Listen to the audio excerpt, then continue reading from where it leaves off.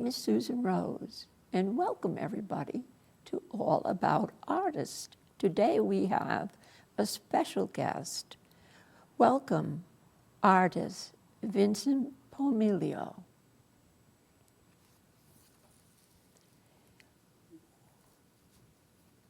Hello, Susan. Hello. There we are. Hi, Vincent. Before we start, I want to thank Matthew Tucker, Joanne Hurlbert, and Joanne and Nicole Brown for making the show possible. Vincent, where are you from? Where were you born? And where did you grow up? Well, I was born in Philadelphia and grew up in Philadelphia, actually right outside of Philadelphia, a walking distance suburb called Upper Darby, Pennsylvania. And I then moved to New York in 1976 to go to graduate school at NYU. But grew up in Philadelphia. I'd spent 3 years teaching art in the Philadelphia public school system, which is a story for another show, I think. When did you become interested in art? And could you tell us a little bit about your education and work experience, etc.?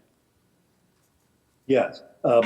I became interested in art in childhood, really, when I went from Catholic school to public school in the 5th grade. I had art class for the first time, and it was like the subject that I kind of flourished in as opposed to some other subjects. And so I always found that I was most comfortable in the art room, and I had some wonderful art educators, and then went on to pursue higher education in art. I wasn't planning necessarily to do that.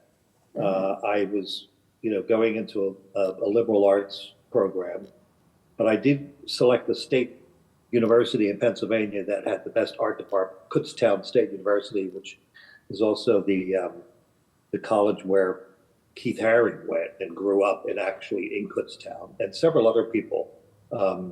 Harry Bertoya was on the faculty there, and it was just a great art school. And what happened was I had received the art award for the high school with a scholarship attached only if I was going to pursue an art program. So I switched majors and entered into the art program, and it was a pretty wonderful 4 years, which afterwards I went into teaching for about 3.5 years or so.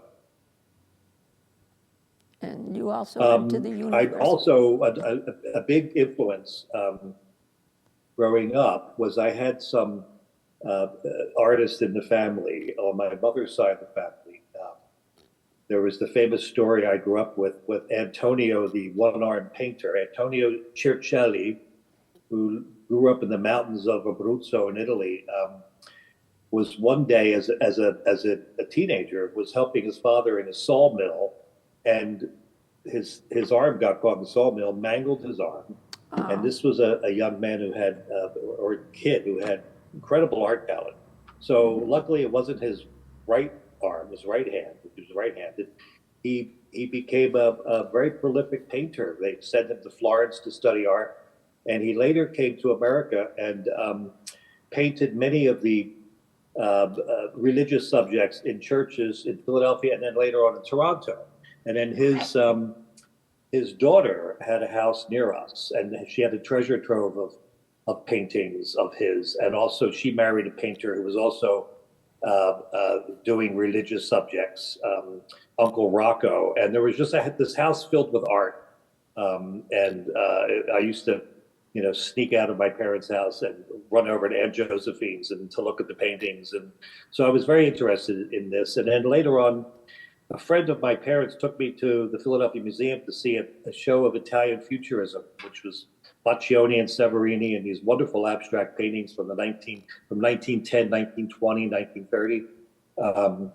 kind of fascist era, machine age. It was very exciting to me, this first glimpse of modern art, and then the rest of the museum. And I started to go regularly to the museum. What events or, excuse me, or events helped shape you into an artist? Well, certainly graduate school.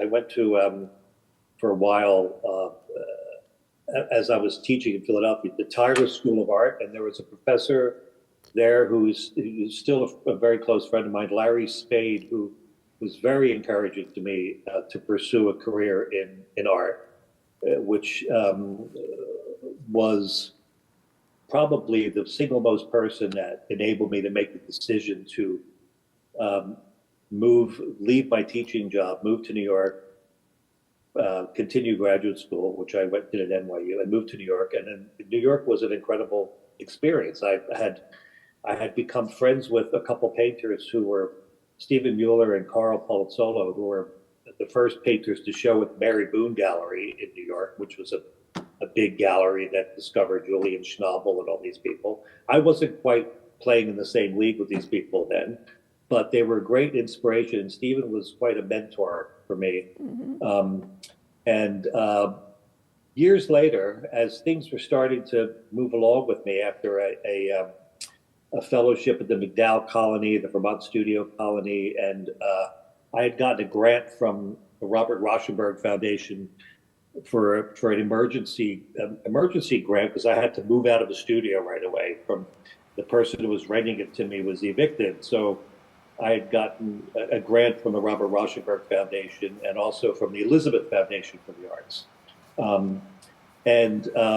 Moving forward, one big event that was sort of cataclysmic was my studio was on Chambers Street, Lower Manhattan, and my apartment was on West Houston Street. And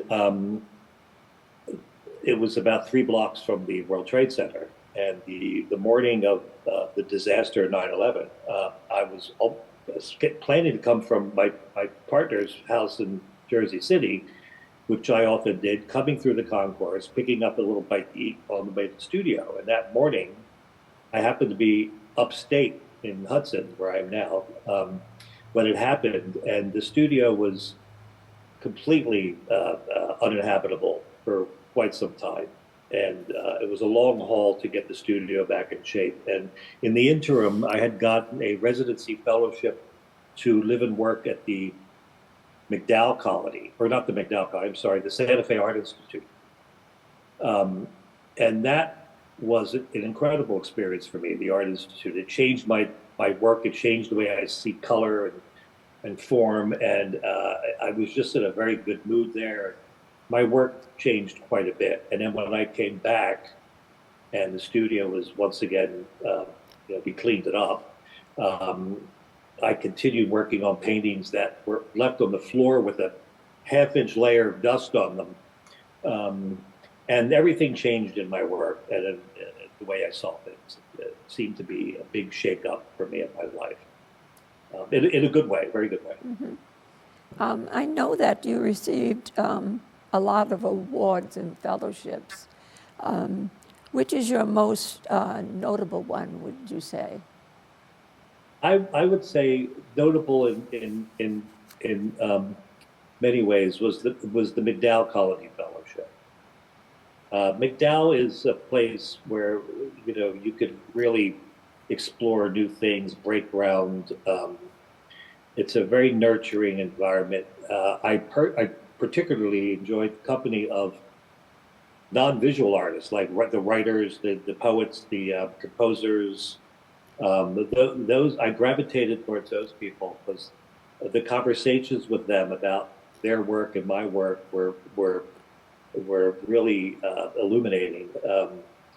And there was only one other painter there when I was there, and there was a sculptor. But there were a lot of well-known writers and things. And every night there was a reading or open studio. And the MacDowell was just an incredibly nurturing, wonderful environment. for an artist. I would say that out of all the things that I've gotten and been to experience, McDowell was the best. Vincent, what are some of the materials that you use in your artwork? Well, I developed a kind of unique material that I thought it was my own. Other people have sort of imitated it.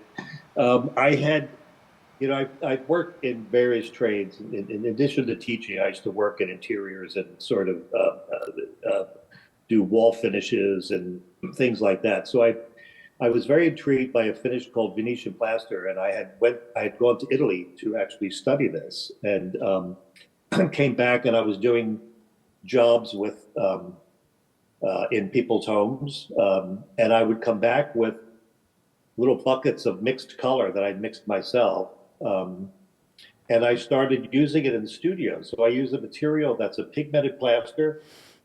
I usually use an underpainting of acrylic, and it's very compatible with the plaster. I don't mix it together. I use it one on top of the other. And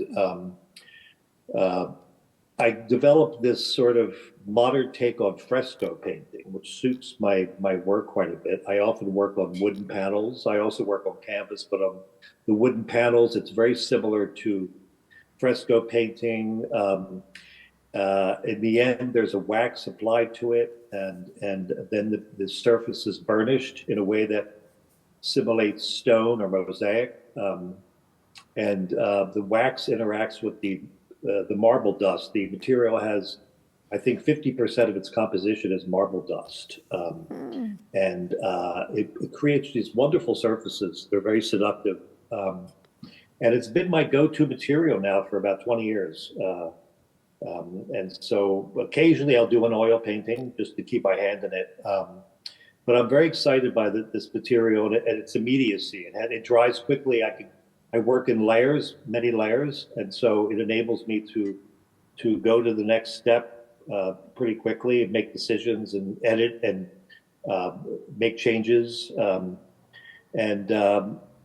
another great experience for me, which was sort of related somewhat to painting. I was invited by Arthur Penn, who was a friend of a friend, Arthur Penn, the famous director, who was the artistic director of the Actor Studio in New York. And they wanted, for a certain play, they wanted a visual artist to do the set, to design and build the set. And they had heard about me as someone who builds things, had some experience in the theater. And I was hired to do a set for a play, which also had to be kind of destroyed. There was an explosion that happens in the play. And so I had such a great time with this. And it was the first time in a while that I got to work collaboratively with people.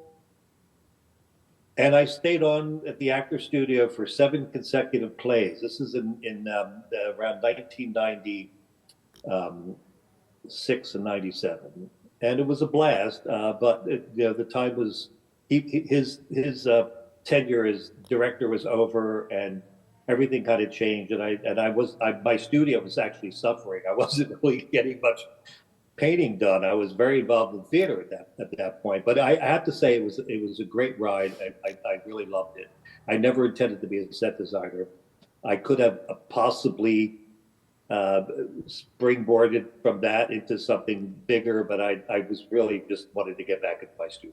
But it did have an effect on my work as I brought my painting and and I like working large scale. So a lot of my sets had more to do about paint and color than about forms. So it was exciting, and they gave me free rein to do what I wanted, like great artistic license, and very interesting people to work with, like Arthur Penn, Estelle Parsons, and Al Pacino would come in from time to time for rehearsals. It was just this great place where very serious people wanting to learn acting or actually to become a studio member, you had be a pretty good actor to begin with.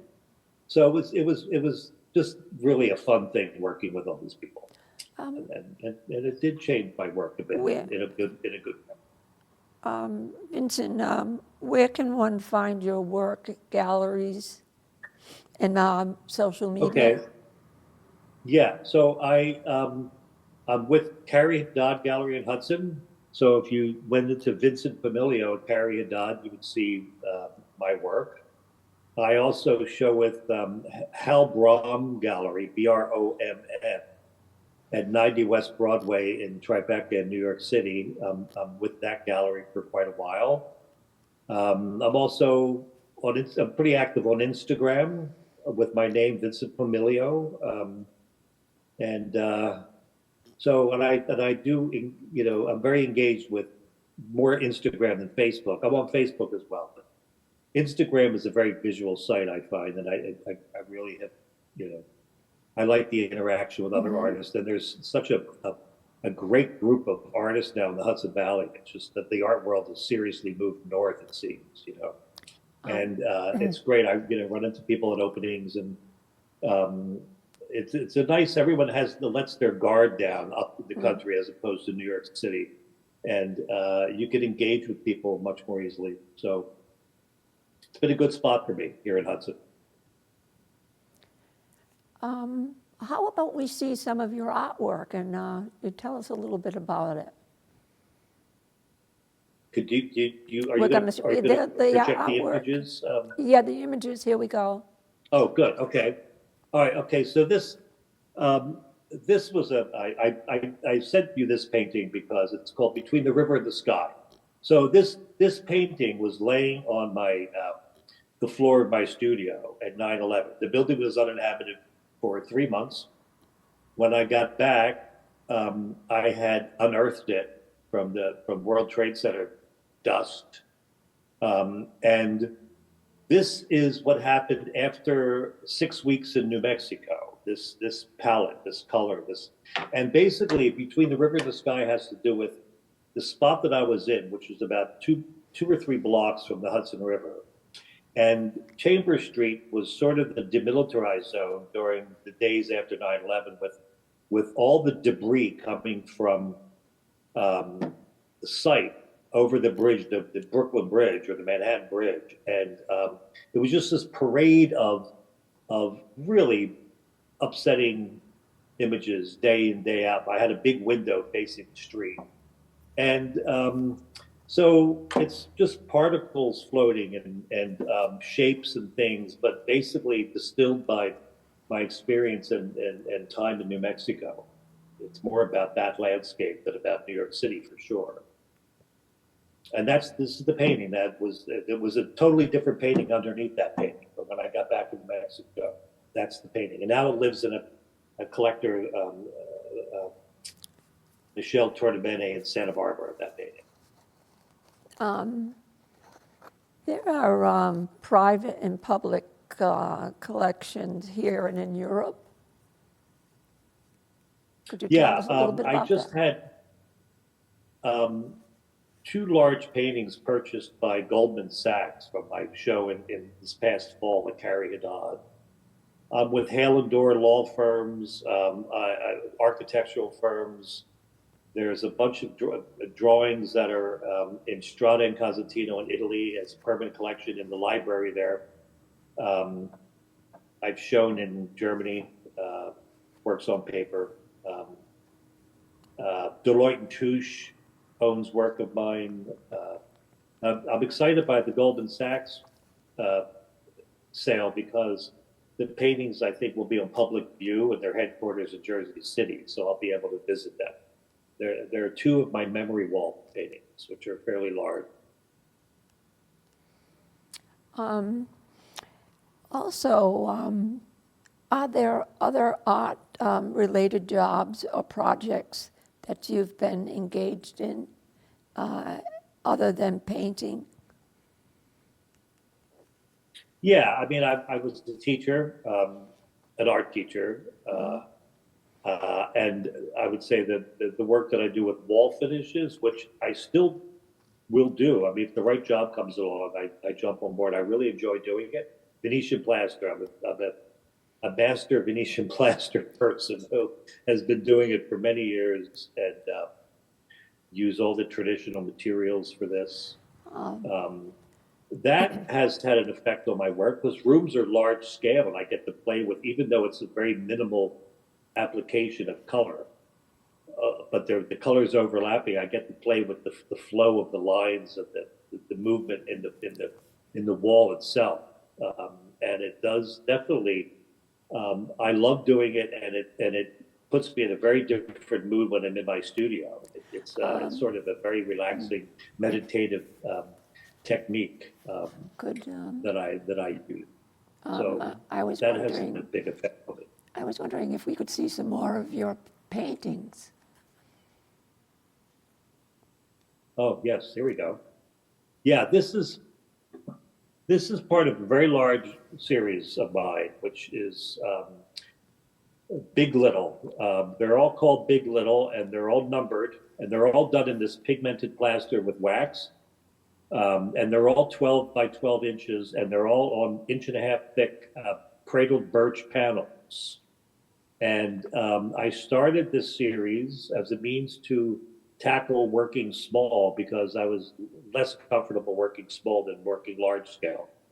And it was really a great experience. I got very playful with it. I decided the size was much less daunting than a large canvas. And I was able to experiment with things. And I was able to use some of these materials I would take home from projects, wall projects. Like these are all colors that I've used on people's walls. I've been doing these for, I would say, 15 years now. And I always have a couple going on in the studio. I'm up to, I think, 185 of them over time, and they're everywhere at this point. I was wondering, we only have about less than 6 minutes, and I'd love to see some more of your paintings. Okay, great. This is Late Night Talk. It's 40 inches by 80 inches. It's done with pigmented plaster and wax. Part of a smaller series, Late Night Talk. It has quite a presence in person because it's large, and it has this galactic sort of cosmic or burst of energy, fireworks sort of feeling. Yeah. And I did it over a very, very troubled weekend. I was having a very hard time with something emotionally, and this painting came out very, very quickly. I usually work on things that takes forever sometimes, but this one happened in a very immediate way. Did you say emotions? Like your emotions come onto the canvas? Yes, definitely on that piece for On sure. that piece. Excuse me, 1 minute. So this is a recent painting. It's part of my memory wall series, and this is the bigger ones are about 60 by 60 inches or larger, and the smaller ones I entitle Wall Fragments. They're smaller, they're pieces of a larger piece, it's all done with acrylic underpainting and the pigmented plaster and the wax. I've learned how to use this in a very fluid manner. This painting is 36 by 42, which has been a traditional size of mine that I work with often.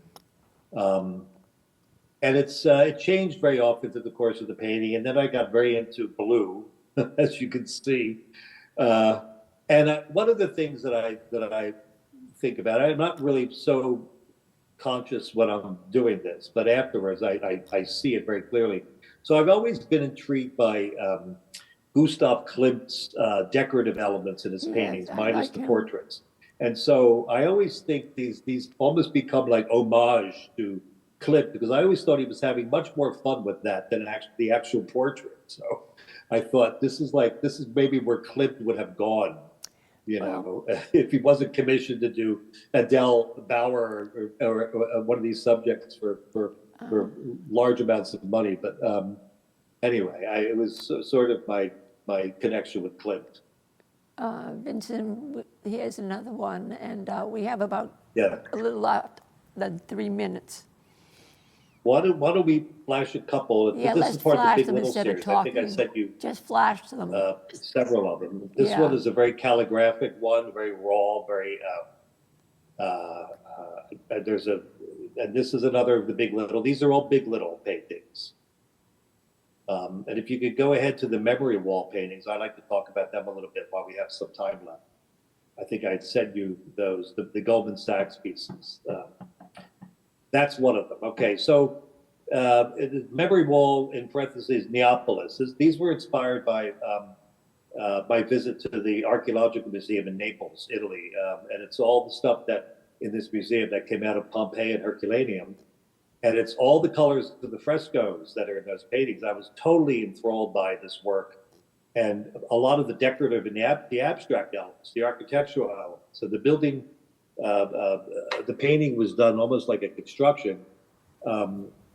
Memory wall has to do with this decorative technique that designers do with clients, where you could use a wall in your home, postcards and memorabilia and tchotchkes that you pick up in various places and pin them to the wall. So I'd seen this in people's homes and thought this is a great painting subject. So I've been working with this. It's also a computer terminology based on you've hit the wall with your computer, your memory's full. So I thought that was interesting. This is another of the memory wall pieces. And this was very, very intricate. These are large. So when in a room, it's almost as if you could walk into them. And people always comment on how there's this involvement you have with them from a distance, which is totally different from your involvement with them up close in a more intimate way. There's lots of drawing involved with them. The wonderful thing about the plaster material is I sand it frequently between layers, and I could draw into it. It's a beautiful drawing. We only have 39 seconds left. Okay. And well, let me thank you for inviting me to do this. It's been fun. How do you price your work? Quickly. Anything you want to ask me before we? Yes, quickly. How do you price your work?